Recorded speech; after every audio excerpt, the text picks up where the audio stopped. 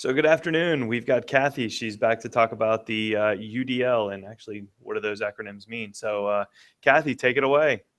Okay, thanks, Matt. Well, good afternoon and welcome to my second session. My session today is Universal Design for Learning, UDL, and we're going to look at it from a different perspective in looking at discovery education resources. So I'm going to share my screen, and as I'm doing that, a few housekeeping items. Please make sure that you're logged into my.ccpsnet.net and also open Discovery Education if you are planning to follow along as I move through this presentation. So in sharing my screen, I'm going to actually go right to my presentation and present that to you. Okay, if you'd like to follow with the presentation, there is a bit.ly link, bit.ly/DLDUDL, all in uppercase if you'd like to follow along with me. So a few learning targets here to think about. We need to look at the benefits of utilizing UDL framework in the classroom, and we're going to look at that as we look and research some discovery education streaming resources. We can use discovery education resources to provide those multiple means of engagement, representation, and action or expression. And we can find specific strategies for maximizing that digital media in the context of UDL design. So what is UDL, or Universal Design for Learning? Basically, UDL is a set of principles for curriculum development that gives all individuals equal opportunity to learn. It provides a blueprint for creating instructional goals and methods, materials, and assignments that work for everyone. It's not a one-size-fits-all framework, and it helps to improve and optimize teaching and learning for all. You have the means to create engaging lessons that address multiple modalities of learning. UDL is a set of principles for curriculum development that ensure all individuals have an equal opportunity to learn. The three principles are the why, the what, and how of learning. That's really important. Moving on, we're going to talk about the why first, the multiple means of engagement, using a variety of media and strategies to engage students in unique combinations of interests and needs. How do we do this? Multiple means of engagement. The first thing I do want to show you is we're going to talk about Spotlight on Strategies. That's a fairly new resource in discovery education, but let me show you how I got there. If you're using the presentation, you can actually just click on these links to get there, but let me also show you how to get there. If you are in discovery education, all you have to do is click on Professional Learning, and then in the Professional Learning section under Strategies and Resources, you have Spotlight on Strategies. While I'm here for a second, there are fantastic resources here that I encourage you to explore for UDL. But let's look at Spotlight on Strategies for now. Okay, I'm getting to the link. So what is Spotlight on Strategies while I'm loading? Spotlight on Strategies is over 100 different best instructional practices that you can use in your classroom with integrating digital media. There are over 100 and they are research-based. So they are presented by teachers and for teachers. These are simple strategies that incorporate digital media in a meaningful, effective, and practical way. Strategies are categorized by learning skills. So you can see here, and you'll see only the first three. If you click View All, you will see all of the strategies for that particular skill. Also, there is a PDF that accompanies these as well. So if I were to click on journals, for example, we all know journals. You can see here, you'll see a video by teachers for teachers on how to use the strategy and implement it, as well as a PDF version. I have a PDF version for the one that we're going to look at in a minute. And you can see here, it tells you the big idea, the steps of how to implement it, the sum up part of how you bring that all together, and then some additional ideas to extend the learning. So that's basically how we can get to Spotlight on Strategies. And we will be using these strategies throughout the presentation. So with going back to my presentation as a springboard, I wanted to talk about a few strategies here. The first one is silence is golden.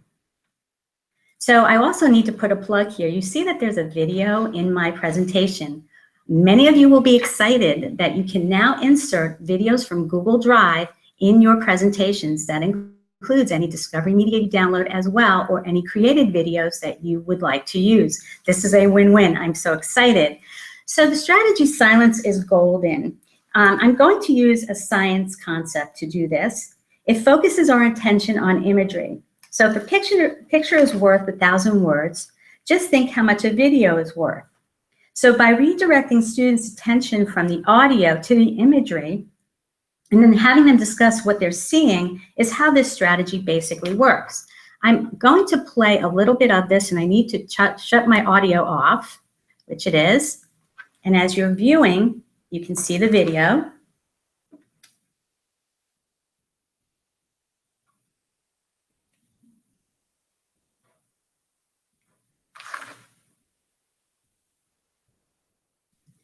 I'm not going to play the whole thing, but you saw the imagery in that video. I was introducing a science concept. Could you possibly guess what that was? What do these all have in common? They are all solutions. Now, to techify this, I could easily in Google Classroom post a question or a poll or a short answer response for students to answer to see how many students really got that imagery. Moving on, the next strategy for an ongoing engagement would be 25 things. And what 25 things is a way for you to summarize or put together facts and share ideas and details for a big idea of a unit.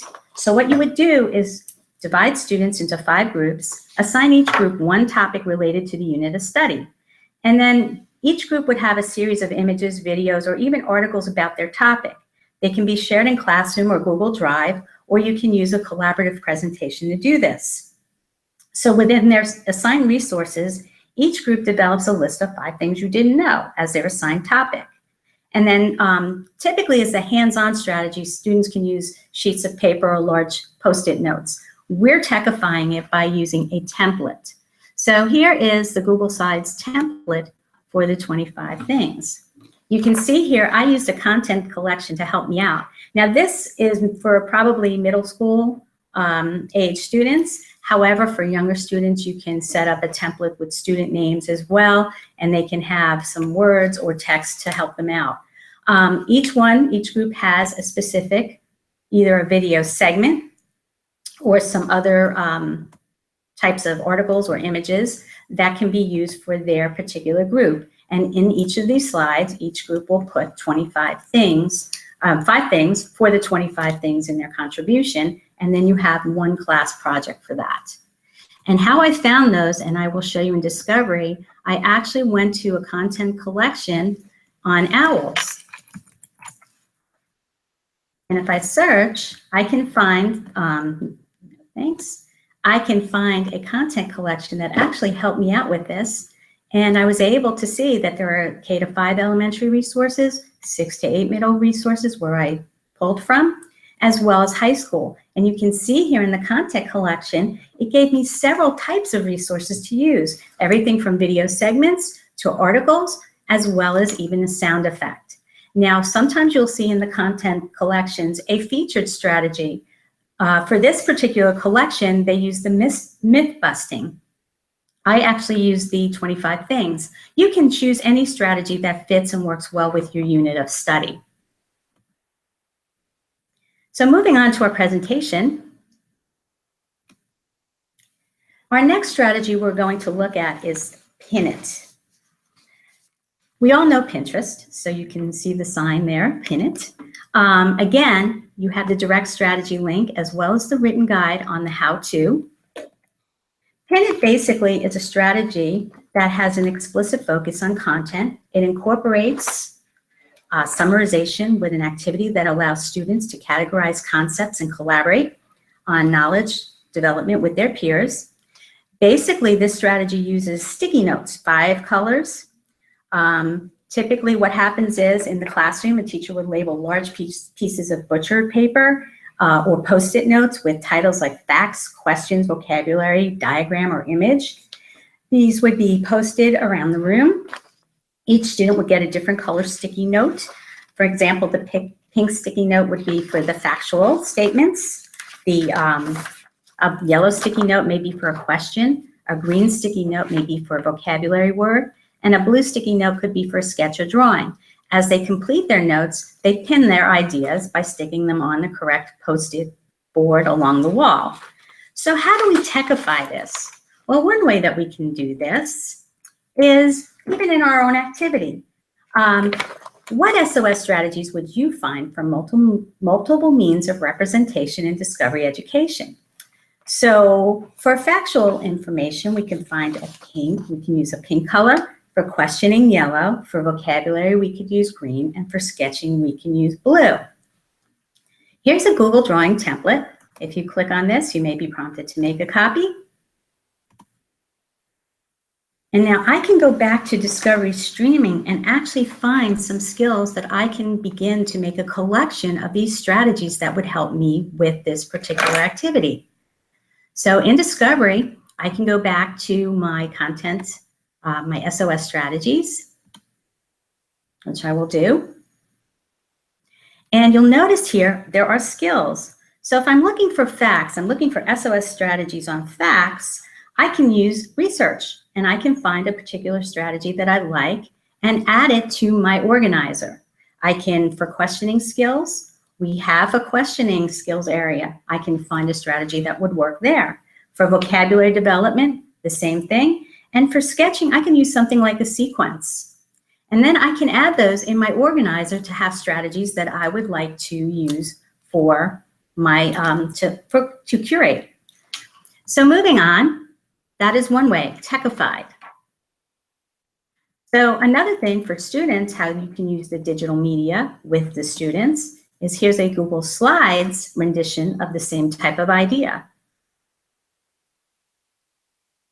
You have a slide that has a factual note, a question, a vocabulary word, and one sketch or drawing. And this will help students to make those connections to the content. You can also add several of these types of slides and make them collaborative, whatever way that you would like to use this that fits and works well with your students.